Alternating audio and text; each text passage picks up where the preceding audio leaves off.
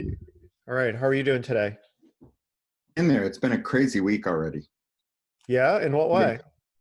Uh, Hung the show at 737 North Michigan. Are you familiar with that building? I'm not, but I saw that I saw on Facebook that you hung it, so Uh, that's great. Delivered. I actually only delivered it. It was really nice. It was unusual to have somebody else hang a show. So they actually had staff to do it, which was really kind of nice. It was a long day though, just because you're not doing anything. You're sitting there watching. You're having discussions up a little lower, make it a little bit lower. These aren't working right here. Let's move this around. Um, it was a good day. It was just that it's been grueling. School too. Okay. Well, good. How Well, things with you? well, I am working on a new series of paintings. I don't know if I mentioned to you. I think I mentioned to you that I was working on a series around motels. So I completed 5 of them, and then I just started another 3 yesterday. So I went out and took photographs of motels, kind of like sleazy-ish motels. And so I started working on those. So I paint in the morning. So I usually try to go first thing and do that for as long as I'm productive. And then I move on to whatever happens the rest of the day. Have to ask. What's your interest in sleazy motels? Well, I kind of like anything that is like mid-century. Hmm. Particularly, I just have always loved that type of mid-century motel. I remember as a kid going and seeing them and seeing they always had the pool and they had the chairs around the Right, pool. right. And we never had any money, so we never got to stay in a hotel like that. So there was something about it that seemed so exciting and visually interesting.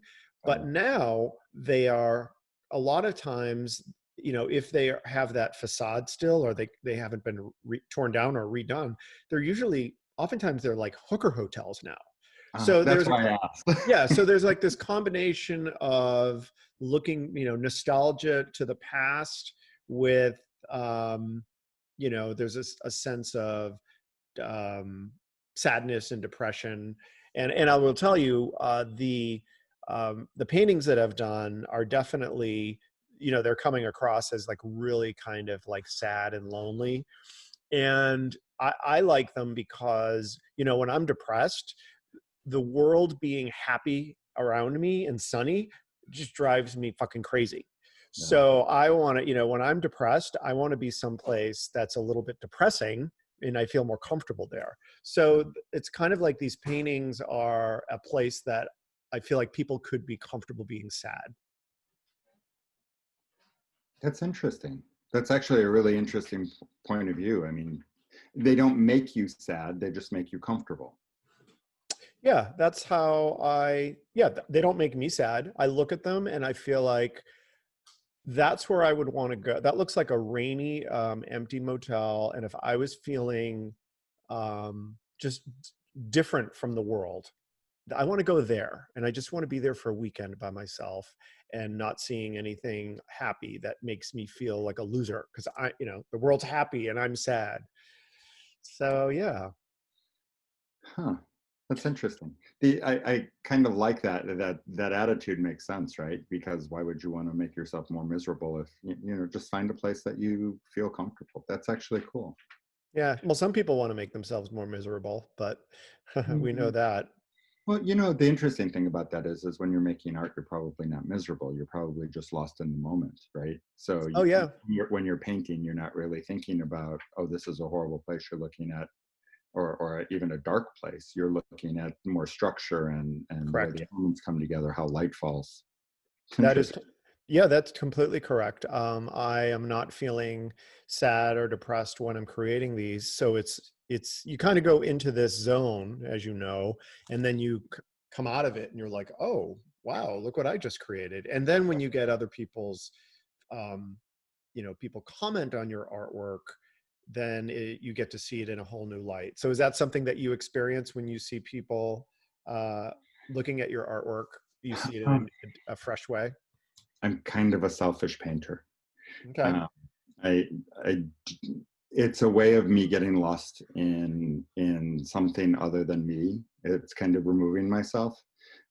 You're a runner from what I remember. Is that correct? That's correct.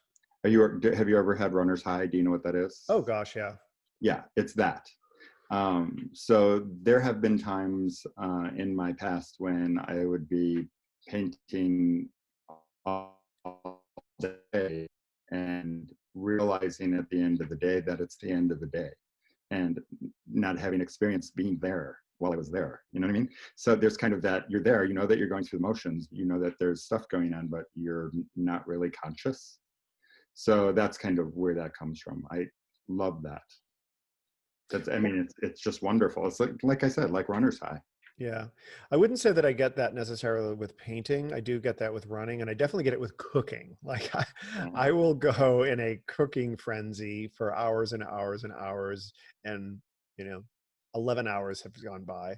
I would say that, you know, for me personally, painting tends to be a little bit more of an active brain Mm. type of thing, but I guess I'm thinking in terms of when I was doing the very large figurative works, there would be days that would go by that I didn't know what had nice. happened, or finished a painting and just find myself sitting on the floor crying because it was there. Wow. So yeah, there's been some really wonderful experiences that way. So, so how, let's talk about your, I know that you have, there's a lot to you. There is the artist, there's the teacher, there's the curator, there's the blogger. Let's talk about the artist part. Well, is there anything I missed? Is there any other, Oh, I'm uh, sure there is. Graphic designer, okay, creative director, you know, all right, it goes all those hyphenations. Yeah, okay. But I'm assuming that it all gets rooted in the creator, which is the artist. Is that accurate? I would say that it is, because Okay. you can't really not be, right. I mean, tell somebody who's creative not to be creative, they'll fail. So I think it's just one of those things that if you're true to yourself, if you're being who you are, um, then it's just going to come out. And no matter what, I mean, if you're potting plants, it's going to still be that creative element, right? So Yes. you always find yourself the artist side of it. Okay. Now, were you the artist kid? Were you the artsy kid in class? Where did it start coming out for you?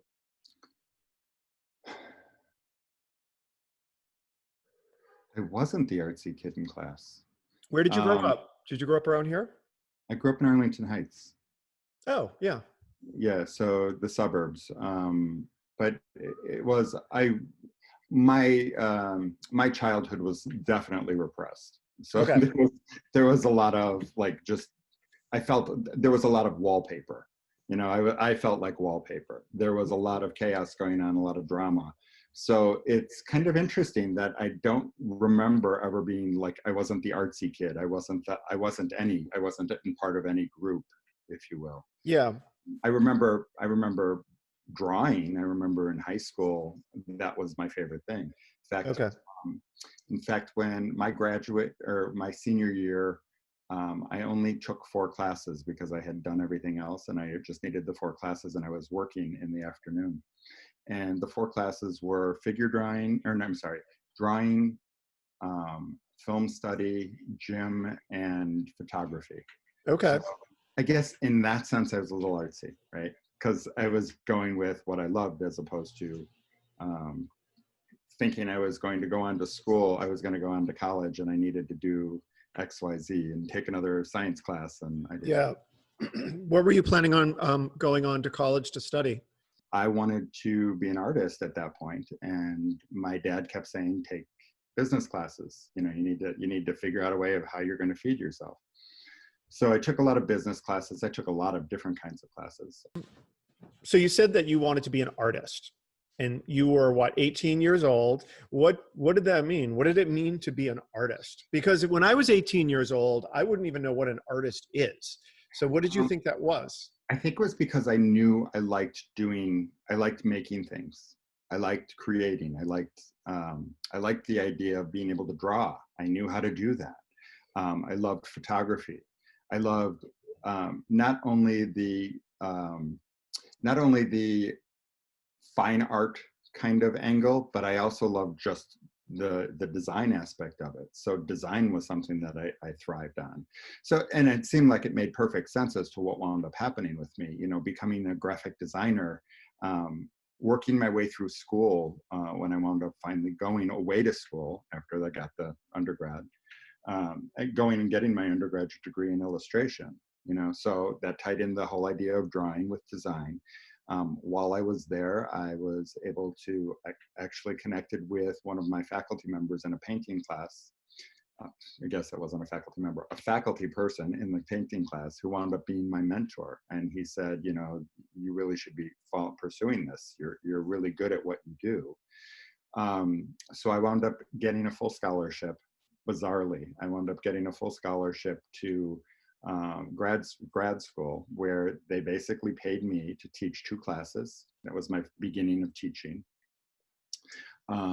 And they gave me a studio. They gave me enough money to live off campus on my own. It was the best 2.5 years of my life, I think. Okay. Probably because I just got to play. Okay. Okay. So you went from wanting to be an artist to suddenly having somehow the world conspired to help you and supported you in doing that. Yes, but here's the part of it that I needed to do. I needed to commit. So it got to the point where I had been at a junior college for probably 3.5 years at that point, and I decided, what am I doing? I need to continue. I need to go out and explore. I need to do something different. Because if you don't do anything different, then everything stays the same. Your life will not change unless you try something different. And I made that mental choice to say, okay, I'm going away to school. So nobody in my family had ever gone away to school. So making the choice, I think, was the important thing, because if I wouldn't have made the choice, I wouldn't have taken on any of the possibilities, right? Right. So you get to a point where you realize, okay, I need to do something. So if I want something to change, I need to make some changes myself. Yeah, that makes sense. And I think that is a principle that would apply to everyone. You mean you're going to have to change your circumstances. You're going to have to change your behavior, make changes. And I say that someone said this, that the universe responds to action. Yeah. And it really is true. I mean, it sounds like a bunch of BS, No. but it really does. It's one thing to talk about things, but when you actually, and maybe this is a US thing, maybe if I was living in Dubai, this wouldn't happen. But I do feel that in my life, if I actually not just talk about something, but actually take consistent, persistent action, you totally get you get a response. The other part of that is keeping an open mind. So recently I got a call from some friends who were telling me that there was an opportunity for me to show at 737 North Michigan Avenue. And I wasn't looking to exhibit. I wasn't looking for spaces. I'm connected with the Hofheimer Gallery, and they're representing my work right now. So it was interesting because my first response was no. I said, what's the deal? And they said, we're looking for artists to exhibit here. I said, well, what does the space look like? And they sent me images of the space, and I said, well, it's vast. It's a huge space. I said, I don't think my work will, read there. I don't think it's big enough for it to read. And they were like, no, your work. We love your work. We're very interested in you showing here. So I was persuaded, and I kept an open mind. It just kind of happened out of left field. I didn't expect it, but I'm sure part of that is the people who contacted me were people who I've worked with in the past. They knew my work. They knew what I was capable of. They knew what would happen. But the thing about it is I could have said no. I could have stopped right there. And I think that a lot of people don't realize that they let opportunities pass without thinking them through. So it makes me wonder sometimes how many things that I just allow to pass by me without necessarily taking advantage of. Meaning that you turn them down because you didn't think that it fit into your plan? Or don't think about them as a possibility. There are a lot of people, artists, who don't believe that they're actually good enough And I think that that's pretty true. There's a lot of people who don't feel like they're good enough, and there's some amazing artists out there. In my life as a curator, I've gotten to look at work from so many different people and get to know them. And the people, it's kind of interesting. This is just my history. I did that for probably 12, 13 years Did what? and curated for a Oh, space. okay. Gallery 180 is what the name of the space was. And what I found is after the first one or two high maintenance artists, I wanted nothing to do with them. So having that experience of going and sitting down with an artist who was open to the possibility, was responsive, that they actually did what they said they would do, met deadlines. Those kinds of things are really important when you're trying to make it as an artist, because if you don't do that, people aren't going to want to work with you. You know, the business world, and it is a business world, the business world won't tolerate that kind of behavior. If you're not going to be there, if you're not going to produce, you're not going to present what it is that you said you were going to present, they're not going to work with you. Yeah. Well, that certainly makes sense to me because but I come from a business background. So when I got into being an artist, doing what you say you're going to do, setting expectations and, living up to them, is something that I am well aware that is what's needed to be successful in the business world. One of the things. So I was a Absolutely. bit surprised when I started working with some people in the art world that is not always the case. So it was a bit surprising. And So unless the work is amazing, you really don't want to work with them, yeah, right? It's like it's not worth your time. It's not worth the energy to work with somebody who is not going to be positive about what they're doing. right, right. Okay. So we talked about taking action. We talked about keeping an open mind. So those are two concepts that are obviously things that you value and you think that are important. They're important for what? Like what is it that Chuck wants to happen that those are important?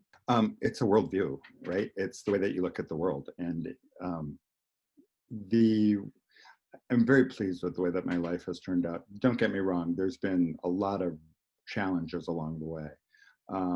And every once in a while, somebody shows up that seems to be a challenge. And what winds up happening is you learn something from that challenge. You become more aware of how you're reacting to it or how you're interacting with it, with that person, with that challenge. Um, so trying to stay positive, my work is based on the idea of meditation, about trying to keep calm, trying to stay sane. And with COVID-19, that's obviously creating a lot of drama in a lot of people's lives. There's a lot of stress. And that idea of meditation, which again is obvious in my work, or at least I think it's obvious in my work, is the way that you view the world, right? So when we started talking, I was asking you about why you're painting what you're painting, your content. And the interesting part of that is okay, so there's obviously some relevance to what's going on in your life, right? And when I talk about my worldview of trying to stay sane, to try to keep calm, trying to enjoy the moment, as opposed to worrying about what's going to happen tomorrow, what's going to happen now. You know, like you can't. You got to just enjoy where you are at that particular moment. And the people that you wind up interacting with, the people that you touch, the people that touch you, being aware that there's probably a reason for it, and just yeah, I know things come out of left field, and like I said, it hasn't always been a smooth ride.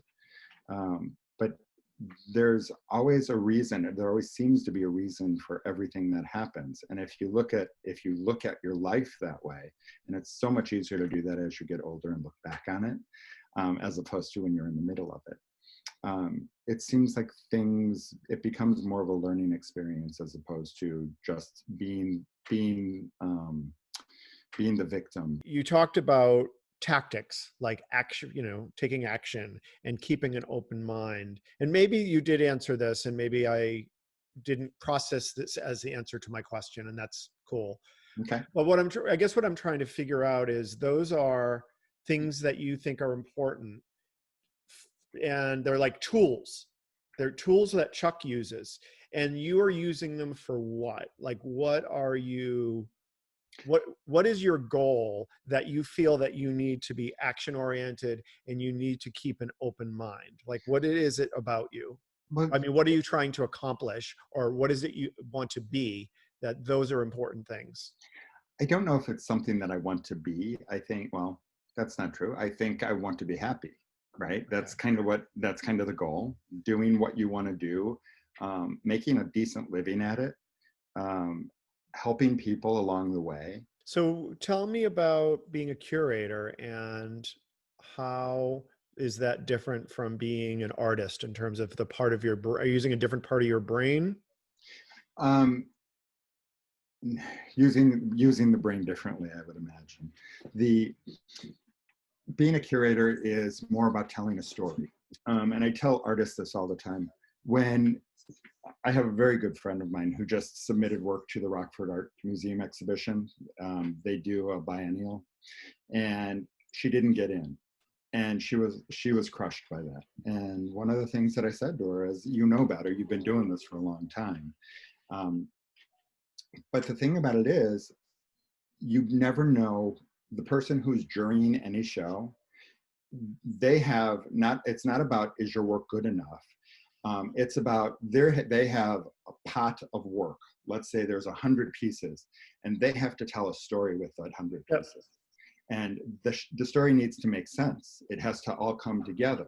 So in my history as a curator, when I was jurying exhibitions, one of the things that I would do is, if I really liked somebody's work and it wasn't included into an exhibition because it didn't fit with the majority of the work, I would actually write them a note and say, you know what, I really love your work. I'd love to talk to you about possibilities for the future or future shows. But I would do that because there are a lot of people who are crushed by a rejection note. And there's no reason to be, because it's all about somebody's opinion. There's always somebody. I would tell you, make whatever you want to make it from your heart, make it because you want to make it. We were talking a little bit earlier about my work. I'm actually very selfish about what I do because I'm doing it for me. And I don't have a whole lot of, it's not like I'm doing something for somebody else. Even when I do commissions, and that's kind of doing something for somebody else, even when I do commissions, if somebody asks me to do a commission, it's because they know the kind of work that I produce. Okay.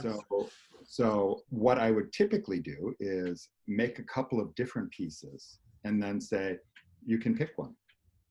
So if you don't want either of them, that's okay with me. I'm okay with that, because the idea there is I want them to have something of me. I don't want them to have their version of me, Okay. right? So commissions are actually a little bit of a trick, but it's kind of nice that people ask, right? Yeah. Yeah, definitely.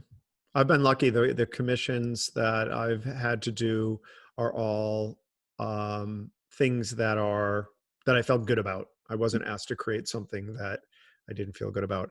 I want to go back to what you said about the person who entered into the art, the show for Rockford, Uh-huh. and was rejected. And you spoke that you basically said you really don't know what's going on, and you should really just focus on being the best that you can be. And right, that's the general the Yeah. general takeaway that I got from that. And what that makes me think is, I feel like that is a philosophy that people need to have in general outside the world, because it's the world is such a big place, and there's so much random things going on. You really can't predict results. You can't predict how people are going to react to you. And you really just need to focus on being the best you, doing the best you can, working Absolutely. hard, staying true. And I think that applies to like relationships, any sort of job, maybe even promotions, but in general. Tell me a little bit about your blog. What would you like to know? Well, I'm starting a blog, so I want to know how long you've been doing it, how that fits into the other things that you do. The reason that I did it is I like to write.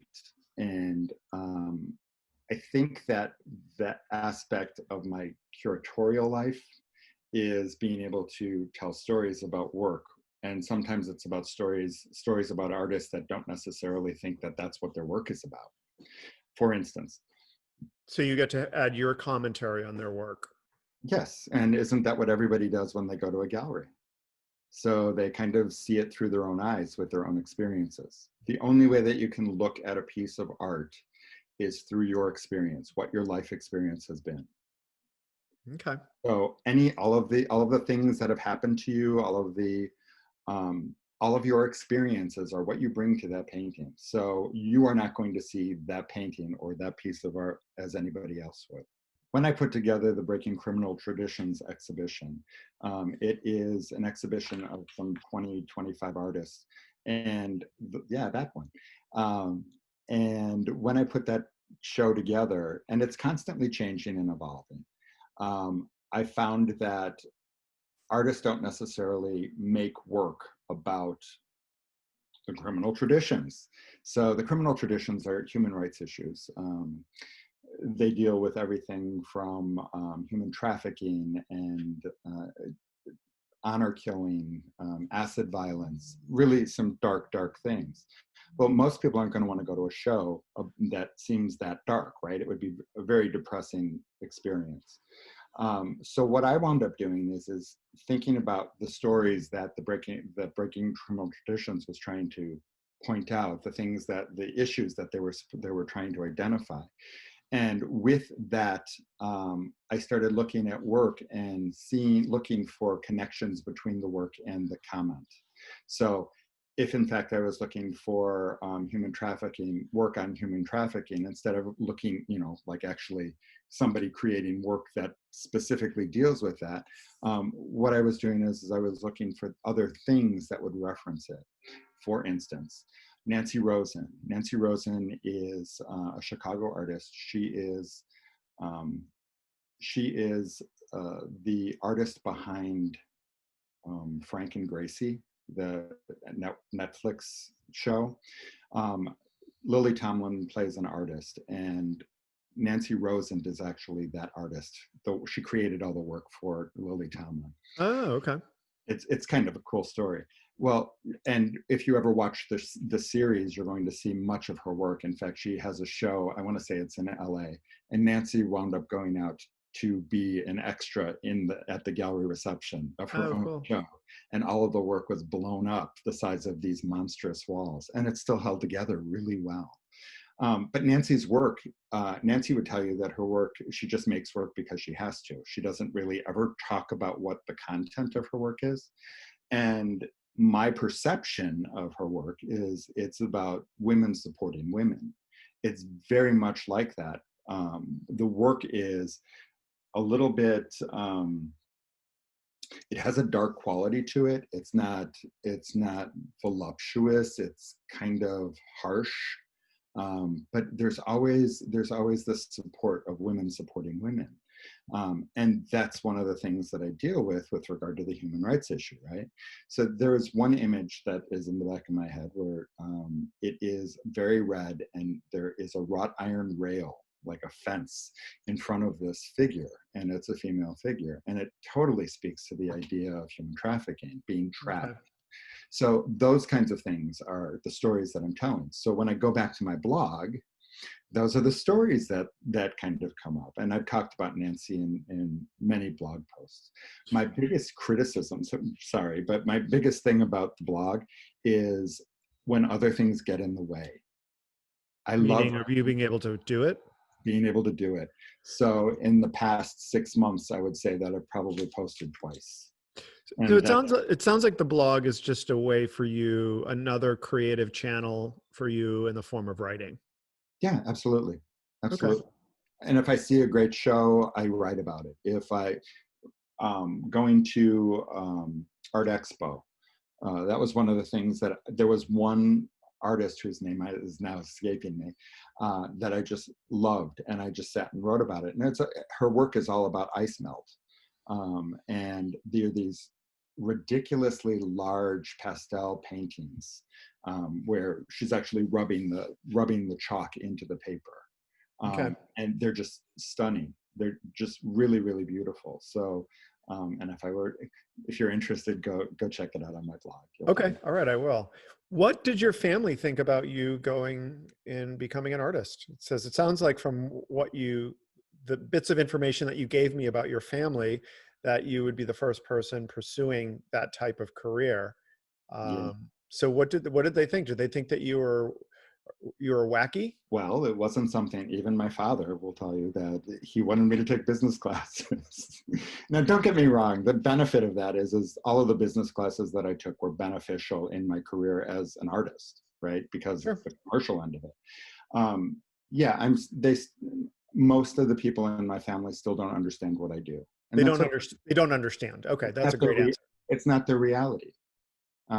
Their reality is something else. So I'm kind of a strange black sheep of the family. They acknowledge that I've had some successes, right? But I don't think they truly understand the idea of what an artist is.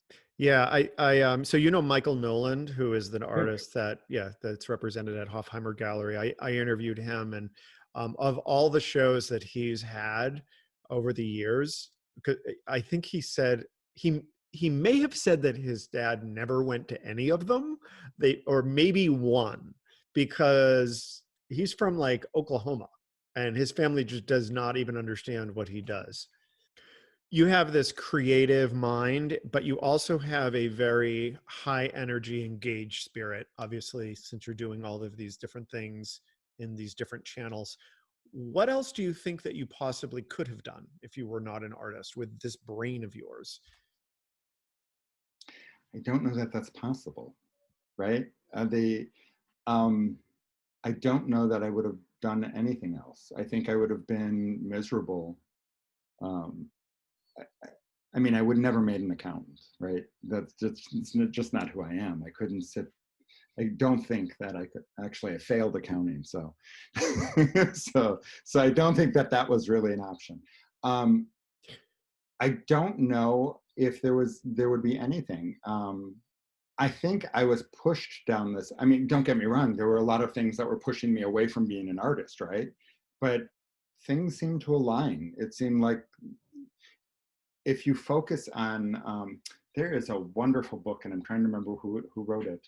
Um, Basically, it was the idea is if you put 10,000 hours into anything, that's when you become successful. In the book, there's a story about Fleetwood Mac, and that Rumors was not their first album. It's the first album that everybody knows. But up until that point, there were all these changes within the band. There were all this work that kept going on and on until they made it. So it's the 10,000 hour mark that makes it so that everything just seems natural. They say that there's that story about the Beatles as well, but that's what they did. They just played for hours and hours and hours together, and then that 10,000 hour mark is when things just hit.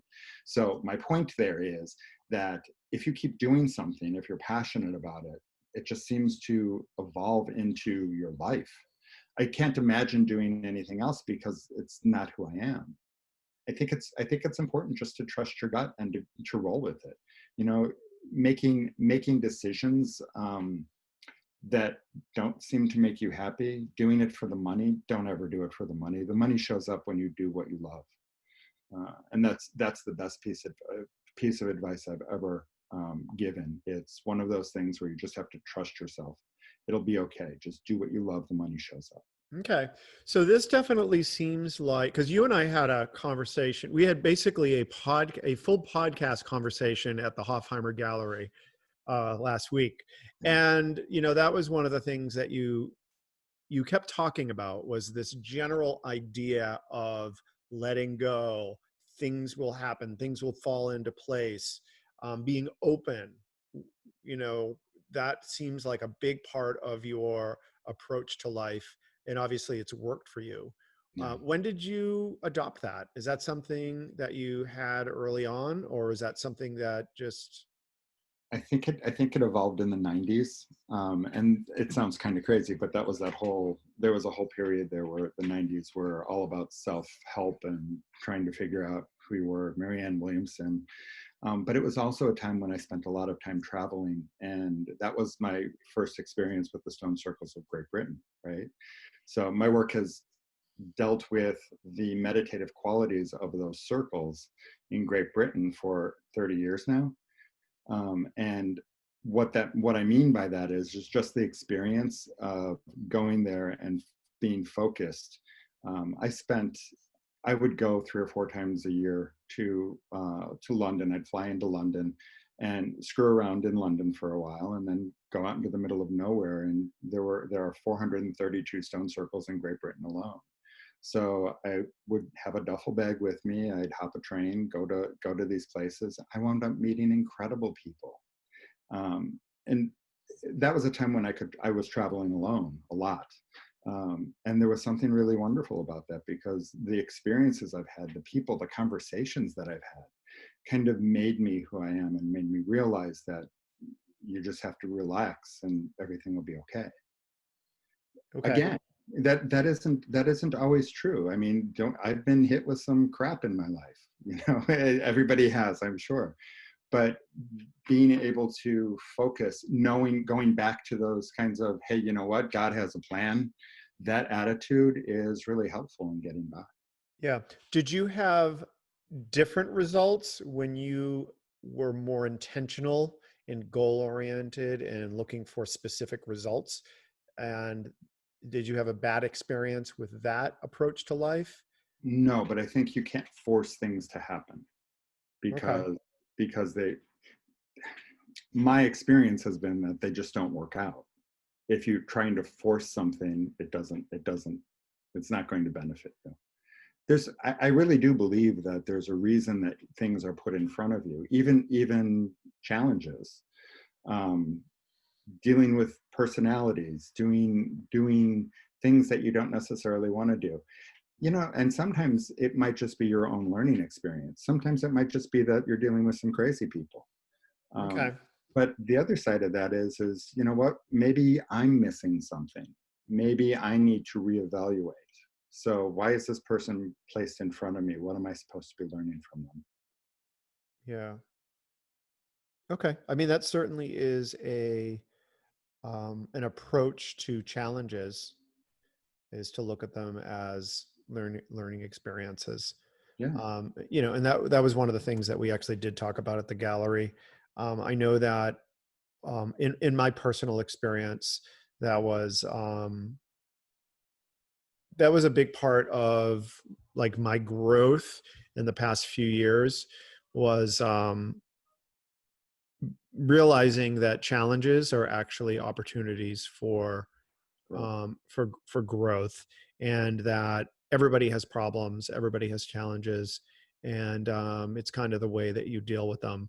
And I was raised in a way that I came out into the world not fully realizing that. Like, I thought that my upbringing was pegged with way more problems than anybody else, and that once I got out into the real world, then it's, if I'm in a stable, healthy environment, then there will be no problems.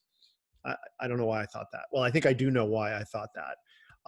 The reality is even if you're in the best job, work for the best company, there's always going to be problems. There's always going to be challenges. And the way that you deal with them is going to develop skills. It's going to develop ways of dealing with problems, being more comfortable with problems, so it's not the end of the world. I know personally it took me, probably till like my early 30s to like realize that problems are just part of life. I know that sounds probably crazy, No, but yeah, I really didn't make that, because you kind of know it and you can say it. I would tell people problems are opportunities, but there's a difference between just saying it and kind of knowing it, to really fully understanding it really is true, and embracing that, and kind of living your life with that understanding. there's one of the other things that I've learned is trying to listen. Um, because if you're, it's kind of like when you're in conflict with somebody. If you're just steadfast, you're not going to budge. That's not helpful. You're going to stay in conflict. So trying to put yourself in from their point of view, like put yourself in their shoes. I find that that has been really helpful, and trying to understand people. But there's a downside to that. If it doesn't, if there's no logic behind the conflict, that's when it becomes a problem. Yeah, but So, you're not going to know that if you're not listening. um, how do you know that if you're not listening? I'm No, I'm sorry. saying that because I agree with you that listening is really important.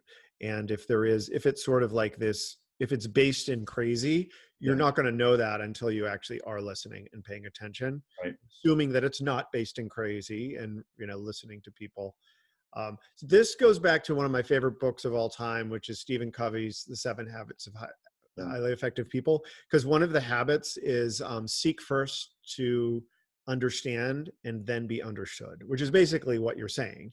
yeah, Is when you're in a conflict, if you can, if you first try to pause and understand exactly where people are coming from, yeah. seek first to understand, pause, then be understood, then you do your part.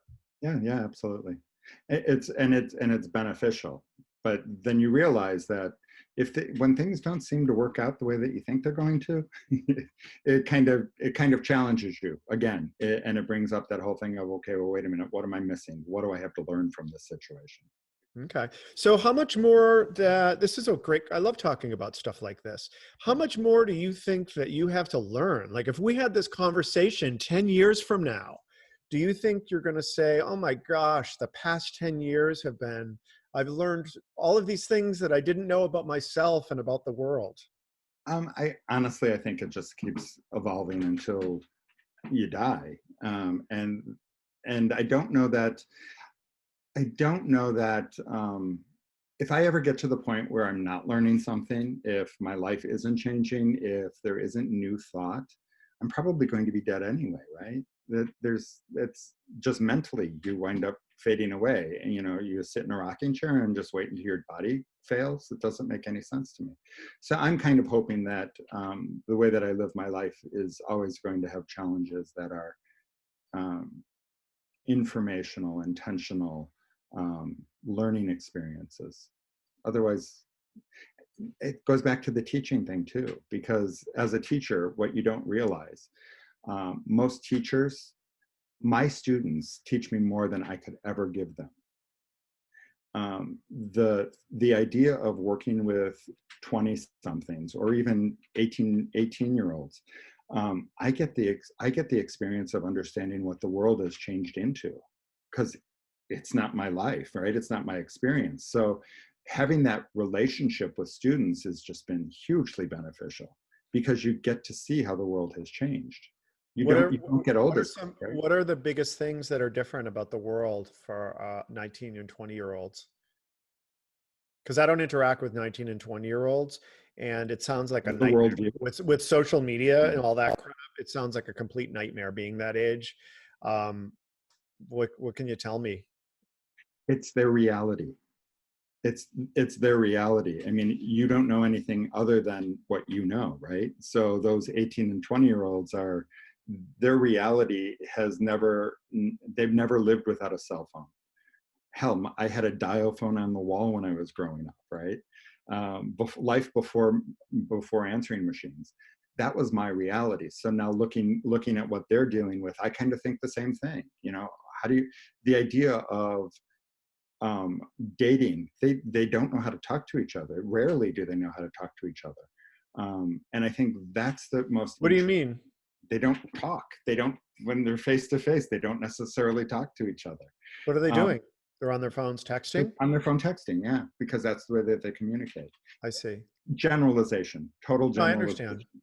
understand. But the it's not their reality. Hmm. when we wind up, like I have in classes, when classes are face to face or during clubs, obviously the students are interacting with each other. They feel comfortable with each other at that point. But it's kind of a different world because of the way that they communicate and the way that they, who would have thunk that you would be typing on a little phone, a little computer, and doing it with imagery as opposed to Yeah. actual words. Yeah. I wonder when, because I was in high school in the 80s, and I wonder actually how different my high school experience really was from my parents. I guess my parents would have been in high school well, they were born in the early 30s. So I don't know, the late 40s, early 50s. And I'm realizing it probably, relatively speaking, from when I went to high school to the experience kids are having now, the difference between what my parents had and what I had is probably pretty similar, because you had all the same things. People had cars, because we didn't have cell phones, we didn't even have computers. The internet, we didn't have the internet when I was in high school. So it probably was actually pretty different, other than, I think sex was different, because people were in drugs. Like we had drugs, we had, pot, we had cocaine in my high school, and we had people, girls having sex and being a little bit more open about it. From hearing from my mom, there were fast girls, but it didn't sound like women would talk about having sex, Right. I don't know. So what do you think about that? The the timing thing, I think that things have changed drastically, especially now, because the people who were parents 20 years ago, so these kids' parents, um, they wanted to do everything for them. And I don't think that that was the case beforehand. I think Okay. that created a whole nother situation with the way people relate to each other, or the way that they feel responsibility, being able to do work that they need to do, take responsibility for their own actions. So you're saying that your students, their parents did everything for them? I believe they did. No, but They're still were students. both parents working usually? Because they didn't have No stay-at-home idea. moms. You don't I have know? no idea. No, it's the helicopter mom. It's the, I'm going to be there. I'm going to take the kid, and I'm going to make sure that they're okay. I'm going to do for them. But why Um, isn't that good? Wouldn't that be a good thing? I'm just saying it's different. Okay. So think about from, well, you brought up the idea of sex when you were in college or in high school versus your parents. Um, your parents probably treated you differently than their parents treated them. Yes. So that's kind of my point. It's like things keep evolving. It's not necessarily good or bad. It just is. When, like I said, one of the benefits of being a teacher is you learn so much about society from the people that you teach. So those kids that are in my classes, it having to understand who they are and what they've lived through and why they are the way they are is part of my job. Do you think that, I mean, we talked about social media and, them communicating with phones, et cetera. Do you think the way that they were raised, the way you described it, do you think that is more impactful, uh, has more of an impact on who they are than social media? I think it's both, actually. Both. There's Okay. there's there's actually research that shows that women, actually girls, high school girls are probably more likely to be depressed based on social media, because when they see their friends, social media is a joke, right? It's a lot of social media with regard to like Facebook and things. When you're looking and you're seeing other people having a good time, they're really not having a good time. They might just be putting that that post, they're making that smiling picture, oh my God, we're having a good time. Well, the girl who wasn't there at that grouping when they were out at the movies, feels like she's left out, and that's actually a great deal of depression that is pushed her way based on that, because she feels as though they didn't like her. It's just an extreme version of not being asked to prom, right? Or not being asked out on Saturday night. Yeah. Yeah, I can see that. I'm so glad that we didn't have social media when I was in high school. I think that would have been a huge problem for me. Yeah. So, I, I always look at it for, actually, if you look at my social media, it's more about art. It's more about things that are going on within the art world. Actually, and my husband is a realtor, so a lot of, like, when he has a new property that he's got available, it's on my social media as well, because it's a networking situation, right? There are few images of me with a bunch of people, some family members, but generally speaking, it's not what I use social media for. yeah, I used to when I first started on social media. I started Facebook in 2007, um, or 2008 when it first came out, because and I was definitely about trying to present to the world who I was and that I had friends and I had this great social life, and I did. I mean, I wasn't fabricating things, Yeah, yeah. but I definitely wanted to let everyone know that I was this. So it is kind of funny because I get all of these reminders.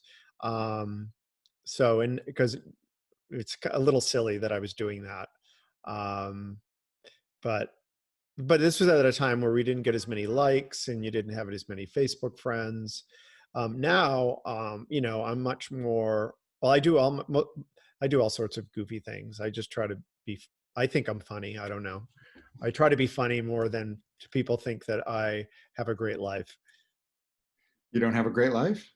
No, I mean, I'm very grateful for everything that I have, Yeah. but I don't need to. Um, I don't really need to. I'm fine with my life, regardless of whether or not people that my What their Facebook friends perception is. know that. Yeah. It doesn't really matter at this point. Yeah. I mean, I somehow realized that. Well, hopefully, I'm 52. I hope I've realized that. But then I'm actually starting a new thing, as I'm starting a new thing around cooking. So I have a new Facebook page, Instagram page, and website, Buckman Street Kitchen. I don't know if I mentioned this to you. So it's something new and it's all about cooking. So I decided, so that'll be where I'll be spending all my social media time, that and artwork. Perfect, right? So yeah, two things that mean a lot to me. It's always focus on what you love. Yeah. Well, this has been wonderful. Is there anything that we didn't talk about that you think the world needs to know? Oh, wow. I got nothing. Well, you The got your show. Tell me about your show that just went up. the show is called Transitions. It's at 737 North Michigan, which is um, actually at the corner of Chestnut and Michigan in the Neiman Marcus building. There are 10 large paintings that are dealing with the ideas behind the meditative surfaces of the stone circles.